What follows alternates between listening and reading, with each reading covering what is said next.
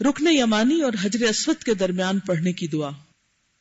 رکن یمانی وہ کونا ہے، خانہ کعبہ چکور ہے نا، تو اس کا وہ کارنر ہے جس کا رخ یمن کی طرف ہے. اس نسبت کی وجہ سے اس کو رکن یمانی کہا جاتا ہے. رکن کہتے ہیں کارنر. اور حجر اسود تو وہ خاص پتھر ہے جو اللہ سبحانہ وتعالی نے جنت سے بھیجا تھا. تو وہی پتھر دراصل سٹارٹنگ پوائنٹ ہے. اس کو اگر چھو سکیں یا دور سے اس کی طرف اشارہ کر دیں، لیکن وہیں سے طواف شروع ہوگا اور وہیں پر اینڈ ہوگا. اور رکن یمانی حجر اسود سے پہلا جو کارنر ہے اس کو کہتے ہیں. تو رکن یمانی اور حجر اسود کے بیچ کی جو جگہ ہے اس پر یہ دعا پڑھیں گے آپ. تو آپ یہ بھی کر سکتے ہیں کہ جب چکر شروع کریں تو سبحان اللہ والحمد للہ ولا الہ الا اللہ واللہ اکبر پڑھتے ہوئے شروع کر لیں.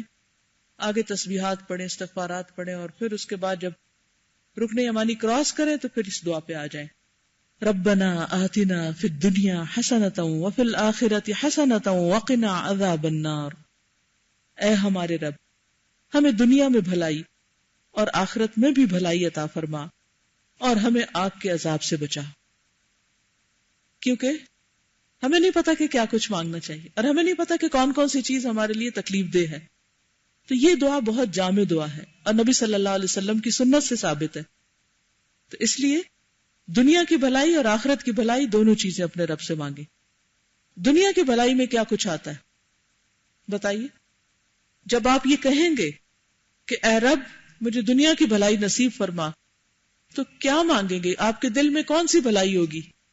مال، اولاد، تقوی، سکون، حلال رزق، صحت و عافیت، جو بھی آپ خیر و بھلائی مانگ سکتے ہیں، جو آپ کے دل میں وہ آپ نیت کر لیں.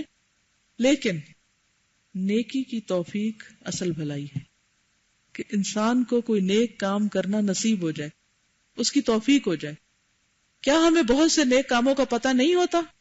پتہ ہوتا ہے نا کہ یہ نیکی کا کام ہے، کام سامنے بھی ہوتا ہے، ہم نہیں کرتے. کیوں؟ کیا وجہ ہے؟ توفیق نہیں. بہت سے لوگوں کے پاس علم ہوتا ہے، عمل کوئی نہیں، کیونکہ توفیق نہیں. تو توفیق کا مطلب کیا ہے؟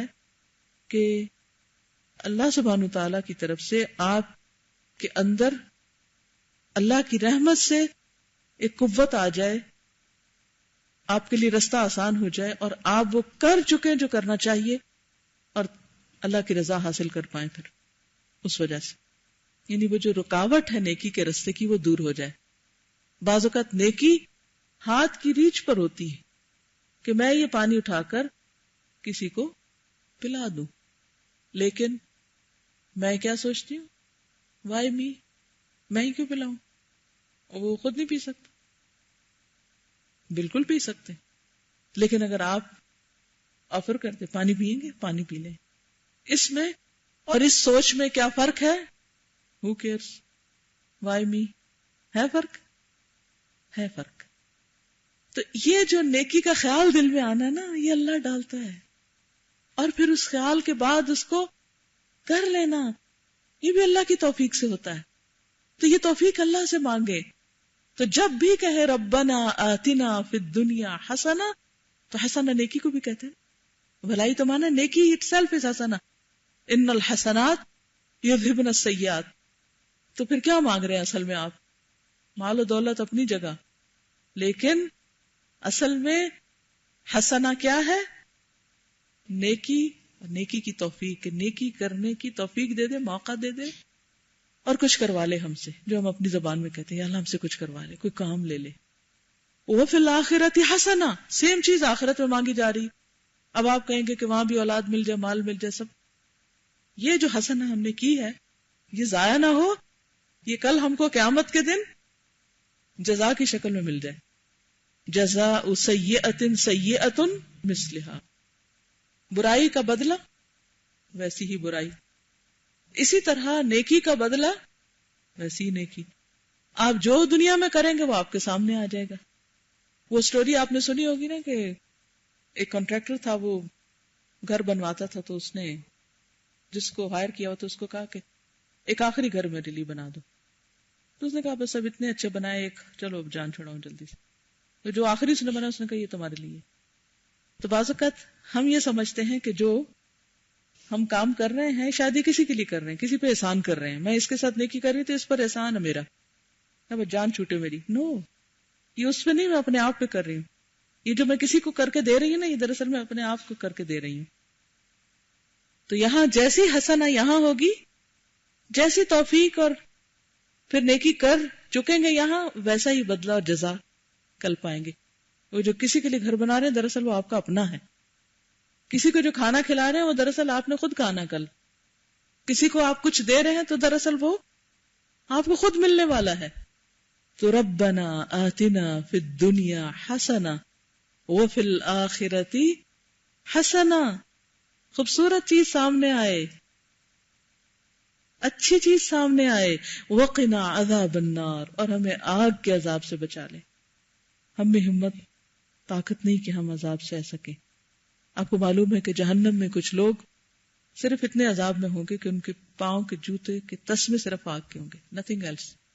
اور صرف ان تسموں کی وجہ سے دماغ ہانڈی کی طرح کھول رہا ہوگا. آج صبح میں حدیث پڑھی تھی لؤلؤ والمرجان میں کہ نبی صلی اللہ علیہ وسلم نے کسی کے بارے میں فرمایا کہ میری وجہ سے وہ جہنم کے اوپر والے حصے میں ہوں گے، اگر میں نہ ہوتا تو وہ الدرک الاسفل من النار ہوتے. لیکن میں سوچتی ہوں کہ ایک چھوٹا سا بھی آپ کو کوئی گرم چیز لگ جاتی ہے نا تو کئی دن ہاتھ جلتا ہے. تو بہت ضروری ہے کہ جہاں ہم نیکی کی توفیق مانگے، نیکی کی اچھی جزا مانگے، وہاں ہم آگ سے بھی بچیں. کیونکہ کامیابی کی تعریف کیا کی گئی ہے؟ من زحزح عن النار وادخل الجنت فقد فاز. جو آگ سے بچا لیا گیا اور جنت میں داخل کر دیا گیا وہ کامیاب ہوا. اس سے پہلے کی کامیابیاں بس سب ایسے ہی ہیں. اصل کامیابی وہ کامیابی ہے. تو جب آپ وہاں جائیں تو خاص طور پر اس کی دعا مانگے، کیونکہ اس آیت سے پہلی آیت میں آتا ہے وَمِنَ النَّاسِ مَن يَقُولُ رَبَّنَا آتِنَا فِي الدُّنْيَا وَمَا لَهُ فِي الْآخِرَةِ مِنْ خَلَاقٍ. کیوں؟ کیونکہ وہ آخرت مانگتا ہی نہیں، صرف دنیا مانگتا ہے.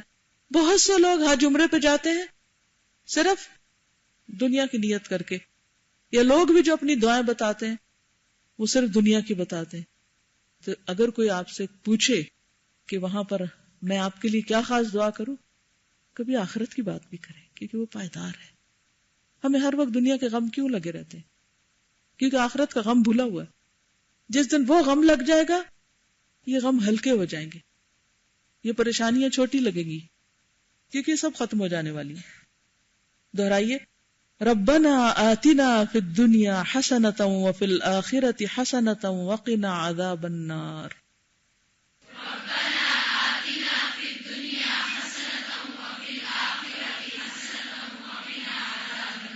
وقنا عذاب النار.